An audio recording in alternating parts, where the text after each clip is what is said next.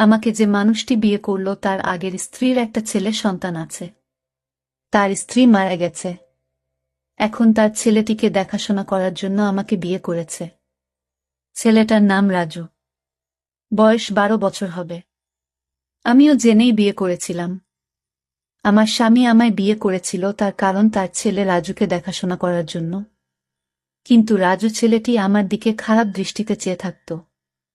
আমি বুঝতে পারতাম সে আমার কাছে কি চায়।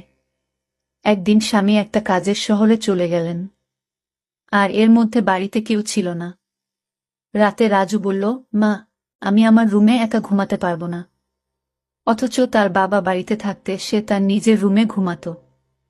আমার রুমে ঘুমানোর জন্য আমার প্রতি রাতে বলতো। আমার আসল মা বেঁচে থাকলে আমাকে না করতে পারত না। তুমি মুখে মুখে না করে দিলে এসব বলে কান্না করতে লাগলো। আমি বলেছিলাম, এখন তুমি বড় হয়েছ, তোমার আলাদা রুমে ঘুমাতে যাওয়া উচিত।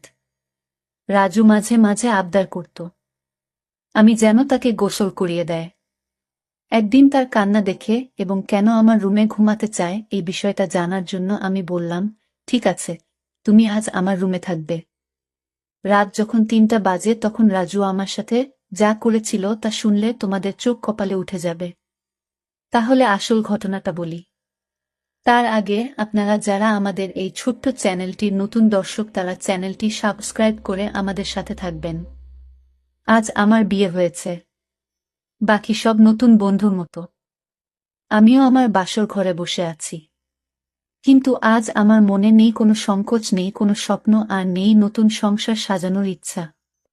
কারণ আজ প্রথমবার নয় যে আমি এভাবে নতুন বউ সেজে বসে আছি।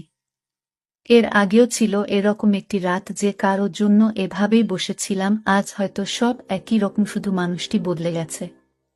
হঠাৎ দরজা থেকে কারো আসার আওয়াজ শুনলাম। সে আর কেউ নয়, আমার নতুন স্বামী শাহজাহান। আমি উঠে সালাম করলাম।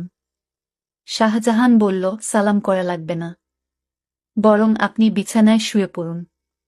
আমিও সোফায় শুয়ে পড়ি। সালমা বলল, না না, আপনি বিছানায় ঘুমান, আমি সোফায় থাকতে পারব।